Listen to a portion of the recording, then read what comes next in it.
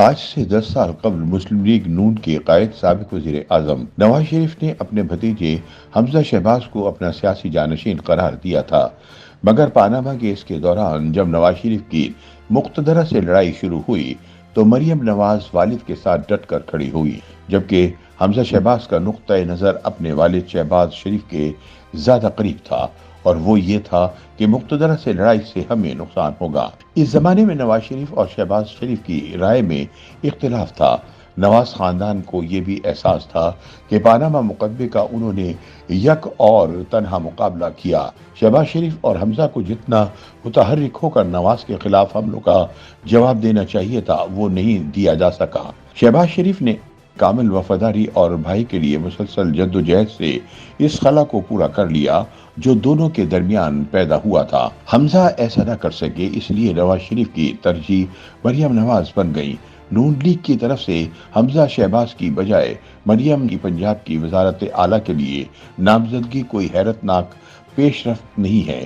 اس فیصلے کی خبر الیکشن سے پہلے ہی دے دی گئی تھی۔ ان خیالات کا اظہار سینئر صحافی اور سیاسی تجزیہ کار سہیل وڑائچ نے اپنے کالم میں کیا ہے۔ وہ لکھتے ہیں کہ 2013 کے الیکشن میں جاتی عمرہ میں نواز شریف کا جیو ٹی وی کے لیے ایک خصوصی انٹرویو کیا گیا۔ اس انٹرویو میں اور باتوں کے علاوہ یہ سوال بھی تھا کہ آپ کا سیاسی جانشین کون ہوگا۔ اس وقت نواز شریف نے بلا تعامل جواب دیا تھا، حمزہ شہباز شریف۔ دلچسپ بات یہ ہے کہ جس ڈرائنگ روم میں یہ انٹرویو ہو رہا تھا، اس کی ایک سائٹ پر حسین نواز بھی تشریف فرما تھے۔ ان کے سامنے یہ انٹرویو ریکارڈ ہوا۔ اس زمانے میں مریم کے سیاسی خیالات تو سب کے علم میں تھے، مگر وہ سیاست میں متحرک نہیں تھی۔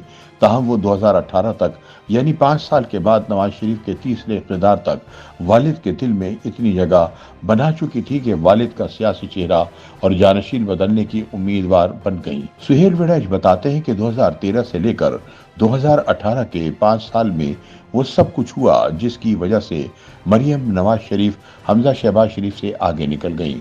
نون لیگ کے ذرائع بتاتے ہیں کہ جدہ میں قیام کے دوران نواز شریف کا معمول بن گیا تھا کہ وہ رات کے کھانے کے بعد رات گئے تک بیگم کلثوم نواز اور مریم کے ساتھ 4-5 گھنٹے سیاسی اور غیر سیاسی گفتگو کیا کرتے تھے۔ شریف خاندان میں اور نواز شریف کی بالخصوص یہ رائے ہے کہ بیگم کلثوم بہت ہی عقل مند تھی۔ مختلف شخصیات اور واقعات کے بارے میں ان کا تجزیہ ہمیشہ صحیح ثابت ہوتا تھا۔ چودھری نثار علی ہوں یا وفاداریاں تبدیل کرنے والے دوسرے لوگ، ان کے بارے میں بیگم کلثوم نواز کی رائے پہلے سے ہی اچھی نہیں تھی۔ اتفاق فیملی کے کئی لوگ بیگم کلثوم کو زیادہ پسند نہیں کرتے تھے، کیونکہ ان کا کہنا تھا کہ بیگم کلثوم نے اپنے کسی بچے کی شادی اتفاق فیملی میں نہیں ہونے دی۔ اس رائے سے قطع نظر سب اہل خاندان بیگم کلثوم کی دانشمندی کو تسلیم کرتے تھے۔ یہی وہ دانشمندی تھی جس کی وجہ سے شریف خاندان کے سربراہ میاں شریف نے بیگم کلثوم کو سیاسی میدان میں اتارا، اور وہ میاں شریف کی توقع کے عین مطابق نواز شریف سمیت سارے خاندان کو جیلوں سے نکال کر جدہ لے جانے میں کامیاب ہو گئی۔ اتفاق فیملی کے لوگ یہ بھی کہتے ہیں کہ زندگی کے آخری برسوں میں بیگم کلثوم کا اپنے باؤجی یعنی میاں نواز شریف پر اثر بہت بڑھ گیا تھا۔ پاناما مقدمے کے زمانے میں نواز شریف کے زیادہ تر مشورے بیگم کلثوم اور مریم نواز سے ہوتے تھے۔ یہی وہ وقت تھا جب حمزہ سے دوری اور مریم سے سیاسی قربت شروع ہو گئی۔ سہیل وڑائچ کے مطابق حمزہ شہباز کے انداز و اطوار اپنے تایا نواز شریف سے بہت ملتے جلتے ہیں۔ دونوں رومانیت پسند ہیں، دونوں کی موسیقی میں گہری دلچسپی ہے، دونوں گانے کا شغف بھی رکھتے ہیں۔ شہباز شریف خاندانی محفل میں گانا سناتے ہیں۔ حمزہ میں بھی نواز شریف کی طرح سیاسی سمجھ بوجھ ہے۔ نواز شریف کے بعد لاہور اور پنجاب میں نون لیگ کی سیاست کو حمزہ نے ہی سنبھالا ہوا تھا۔ نواز شریف تو بہت کم لوگوں سے ملتے ہیں۔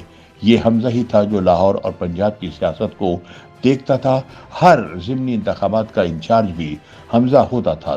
2018 کے لاہور کے ٹکٹ بھی حمزہ کی مرضی کے مطابق بانٹے گئے تھے۔ اس بار اکثر ٹکٹ بانٹنے میں حمزہ کی مرضی نہیں لی گئی، اور حمزہ کے قریبی حلقے کے ماجد ظہور، عمران گورایا، توصیف شاہ اور کبیر تاج میں سے کسی کو ٹکٹ نہیں ملا۔ حمزہ وزیر اعلیٰ بنا تو چند دن ہی حکومت چلی، اس کو بھی اوپر سے ہدایت زیادہ ملتی تھی اور اس کو खुद आज़ादी से काम करने का मौका कम ही मिलता था। यही वजह है कि बतौर वज़ीर आला हमजा कोई बहुत गहरा तासुर न छोड़ सका और ये हुआ कि इसी ज़माने में नून लीग के 15 उम्मीदवार ज़िमनी इंतखाबात में हार गए। वजूहात कुछ भी हों, लेकिन इस शिकस्त ने भी हमजा के करियर पर असर डाला।